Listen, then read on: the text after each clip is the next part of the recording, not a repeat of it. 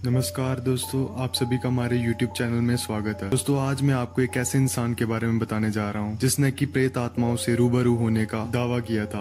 और इतना ही नहीं, उसने अपनी सारी कामयाबी का श्रेय भी इन्हीं प्रेत आत्माओं को दिया। विज्ञान इन चीजों को नहीं मानता, लेकिन कुछ ऐसे भी वैज्ञानिक रहे हैं जिन्होंने आत्माओं के अस्तित्व को स्वीकार किया है। विज्ञान और परलौकिक चीजों के बीच हमेशा से ही तकरार रही है, इसीलिए पैरानॉर्मल साइंस यानी कि प्रो मनोविज्ञान की उत्पत्ति हुई, जिसने ज्ञान और अदृश्य दुनिया के बीच एक कड़ी का काम किया। हम में से अधिकतर लोग शायद ही प्रेत आत्माओं के वजूद को मानते होंगे और ज्यादातर लोग इसे बनावटी मानते हैं, लेकिन प्रो मनोविज्ञान के इतिहास में ऐसे कई घटनाओं का उल्लेख मिलता है जिसमें कि आत्माओं ने इंसानों की मदद की और उन्हें सामाजिक और मानसिक उलझनों से छुटकारा दिलाया और उनका मनोबल बढ़ाया। कई पैरानॉर्मल इन्वेस्टिगेटर्स ऐसा मानते हैं कि कई बार ये आत्माएं समूह बना लेती हैं और सामूहिक रूप से लोगों की मदद करती हैं। एक ऐसे ही आत्माओं के समूह ने एक साधारण से इंसान को दुनिया के सबसे महान व्यवसायी और लेखक बना दिया। इस इंसान का नाम था आर्थर एडवर्ड स्टिरवेल। आर्थर का जन्म 21 अक्टूबर 1859 में हुआ। उनकी 16 साल की उम्र में ही आत्माओं ने उनसे संपर्क बनाना शुरू कर दिया था।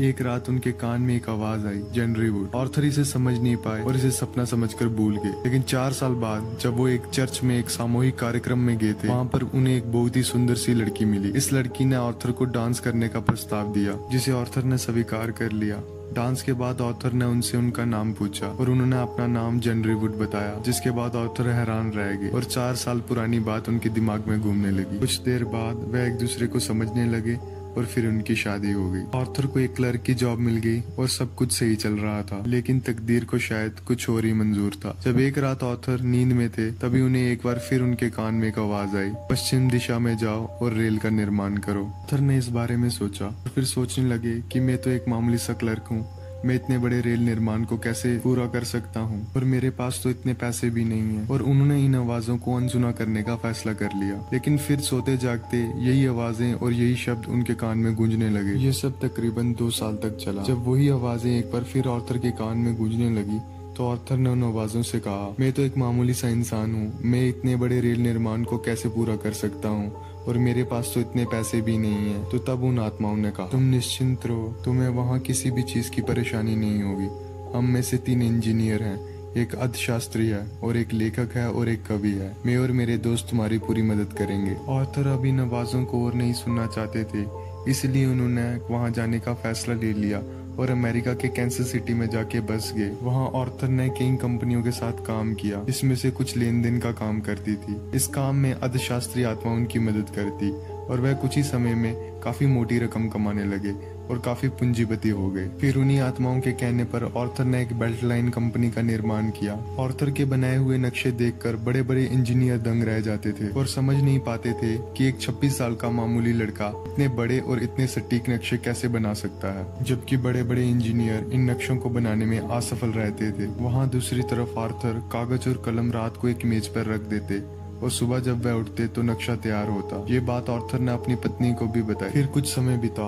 आर्थर काफी प्रसिद्ध हो चुके थे। फिर उन्हें एक दिन फिर एक बार वही आवाजें सुनाई दी और इस बार उन आवाजों ने कहा, कैंसस से लेके मैक्सिको तक एक रेल का निर्माण करो। बात पे आर्थर ने काफी सोच विचार किया और उन्हें ये योजना पसंद आई, पर उन्होंने सोचा कि इस रेल को मैक्सिको तक ही क्यों सीमित रखा जाए, इसे कोलवेस्टन तक लेके जाना चाहिए। इससे अमेरिका का दूरवर्ती क्षेत्र से संबंध स्थापित हो जाएगा। इसके बाद उन्होंने इस योजना पे काम करना शुरू कर दिया। उन्होंने काफी जमीन भी खरीद ली और पूंजीपतियों से काफी धन भी ले लिया। उन्होंने आत्माओं से पूछे बिना ही रेल का निर्माण आगे बढ़ा दिया। आत्माओं ने उन्हें सावधान किया और उन्हें चेतावनी दी कि अगर उन्होंने ये काम नहीं रोका तो वह पूरी तरह से बर्बाद हो जाएंगे। पर आर्थर इस बात पे अड़े रहे और उन्होंने उन आत्माओं से कहा कि मेरी काफी बदनामी होगी, सब लोग मुझ पे हंसेंगे और मेरा मजाक बनाएंगे। मैं इस काम से पीछे अब नहीं हट सकता। काम शुरू होते ही आर्थर भयंकर रूप से बीमार पड़ गए और एक बार फिर आत्माओं ने उन्हें समझाने की कोशिश की। आर्थर ने कहा, मैंने पूंजीपतियों से काफी सारा धन भी ले लिया है, अब अगर मैं इस काम से पीछे हटा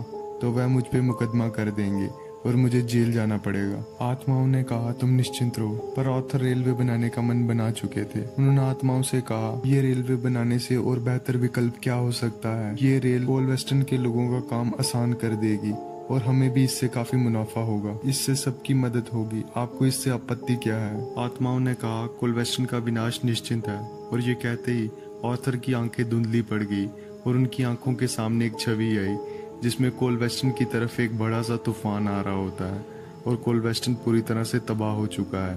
उसकी सारी बड़ी इमारतें गिर चुकी हैं और कोलवेस्टन के लोग और जानवर अपनी जान बचाने के लिए भाग रहे हैं। ये देखकर ऑथर ने इससे पीछे हटने का फैसला ले लिया और फिर आत्माओं ने कहा, एक नए तट पे जाओ, वहाँ पे एक नगर बसाओ और उसका नाम पोर्ट आर्थर रखो। दूसरों के बारे में मत सोचो, जीत तुम्हारी ही होगी। काम रुकने के बाद लोगों ने उनका खूब मजाक बनाया। पूंजीपतियों ने उन्हें न्यायालय घसीटा, लेकिन जीत ऑर्थर की हुई। जब उनके नाम से बने उस पोर्ट आर्थर का निर्माण हुआ, उसके कुछ दिनों बाद ही गोलवेस्टन में एक बहुत बड़ा तूफान आया। गोलवेस्टन पूरा तबाह हो गया। इस तरह आत्माओं की गई भविष्यवाणी सच हुई। इसके कुछ समय बाद लेखक और कवि आत्माओं ने उन्हें दुनिया में सबसे महान कवियों और लेखकों में से एक बना दिया। 26 सितंबर 1928 जब ऑथर का देहांत हुआ, तब उनके पीछे एक बड़ा साम्राज्य था जिसमें 5 रेल मार्ग, पोर्ट आर्थर का प्रसिद्ध पोर्ट और भी उच्च कोटि की चीजें मौजूद थी। ऑर्थर ने अपनी सारी कामयाबियों का श्रेय इन आत्माओं को दिया। उन आत्माओं ने ऑर्थर को एक मामूली क्लर्क से दुनिया का सबसे अमीर आदमियों में से एक बना दिया। आखिर क्या रिश्ता था उन आत्माओं का ऑर्थर के साथ? दोस्तों, इस वीडियो का मकसद भ्रम फैलाना नहीं है। इस वीडियो में दिखाई गई सारी बातें ऑर्थर ने अपनी ऑटोबायोग्राफी में लिखी हैं, जिसका कुछ अंश मैंने आज आपको पढ़ के सुनाया। दोस्तों, खाली ये घटना ही नहीं, ऐसी कई घटनाएं हैं जिसमें आत्माओं ने इंसानों की मदद की है। अगर आप एक और घटना पे वीडियो चाहते हैं तो हमें कमेंट करके जरूर बताइएगा। वीडियो अच्छी लगी हो तो वीडियो को लाइक और शेयर करना मत भूलिएगा। मिलते हैं नई वीडियो में, तब तक के लिए धन्यवाद।